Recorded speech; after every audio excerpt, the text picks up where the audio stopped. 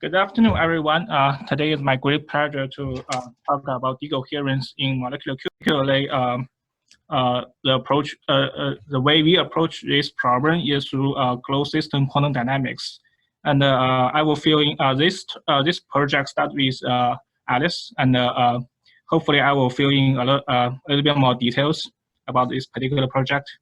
Okay, so I think I will just skip this slide.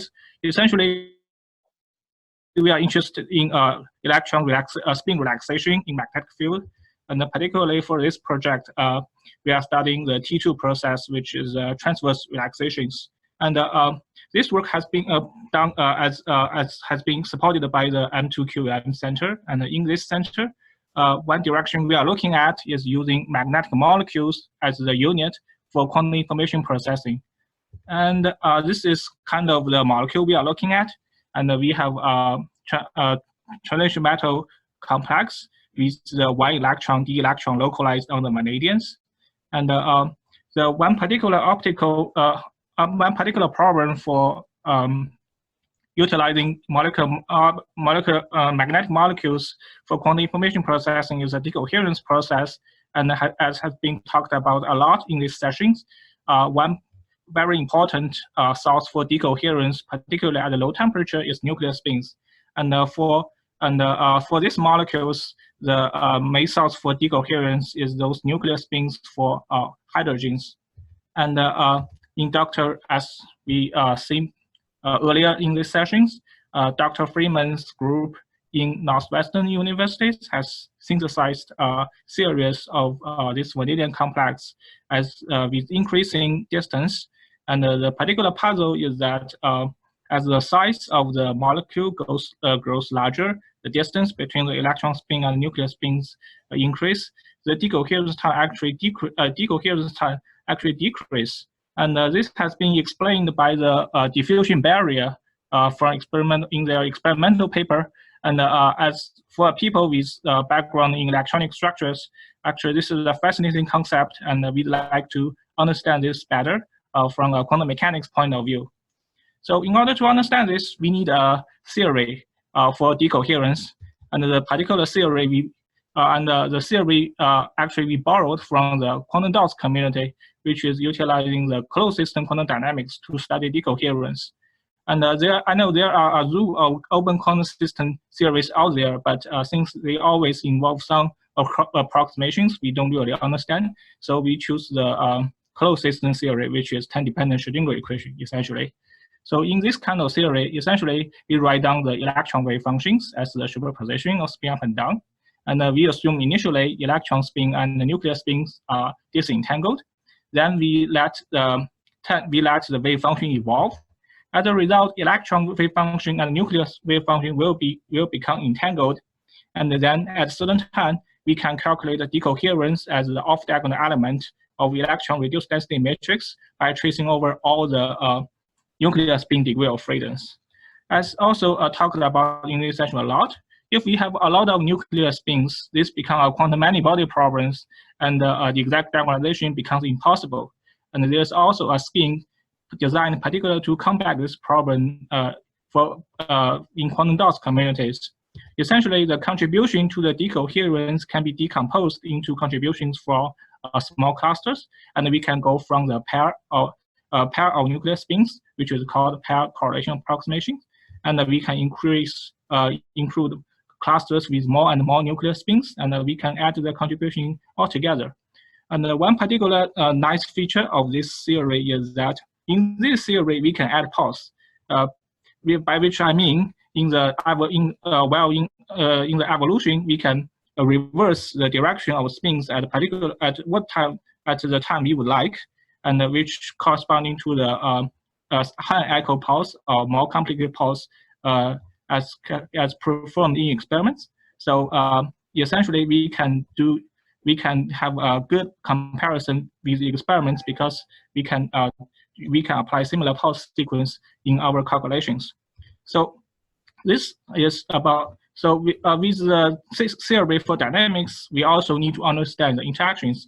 Alex has talked in details about the hyperfine couplings. Essentially, in this series of complex, the dominant interactions is the spin dipole interactions. The Fermi contact is not important because the 3D electrons are very localized and overlap between electron nuclear wave functions are basically negligible. So now we have a whole theory. We can study decoherence in these systems. And one unexpected, particularly for us, aspect is that the decoherence for single molecules actually depends on the orientation of the molecule with respect to the external magnetic field a lot. This does not happen for solid state or quantum dots systems. So here is the decoherence as a function of time. If we focus on the upper left corner, the red and the blue lines are the decoherence for a single molecule at a single orientation. As we can see, they show the oscillation behavior. But if we average over a large number of random orientation molecules, we kind of recover the behavior of decoherence, which is the coherence start to decay from beginning, then it reach plateau, and at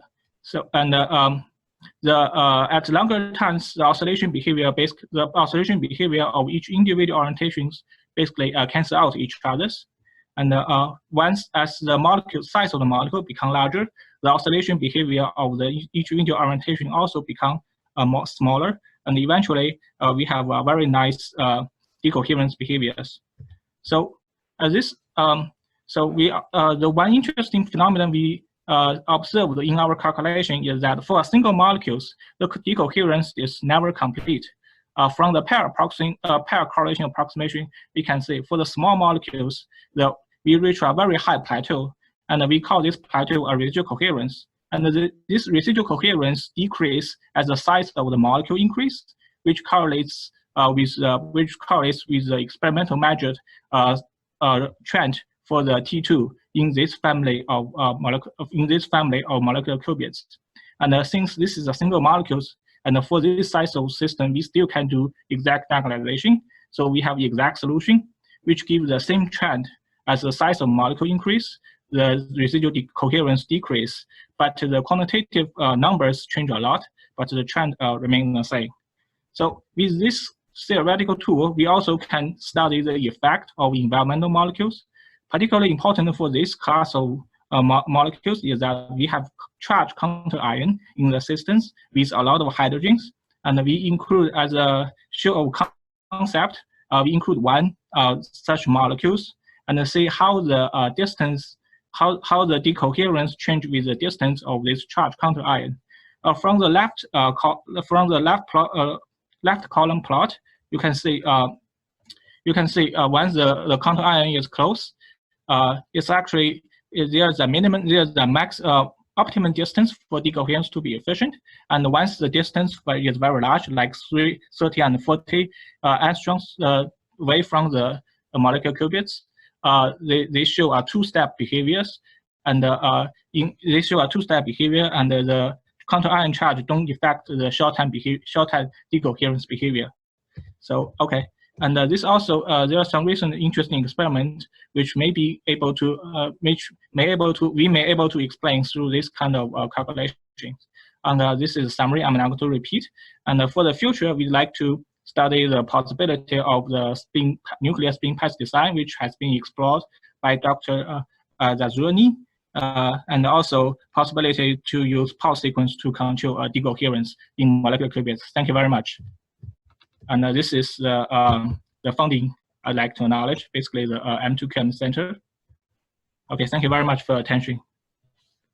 Thank you. Let's see, do we have any questions here?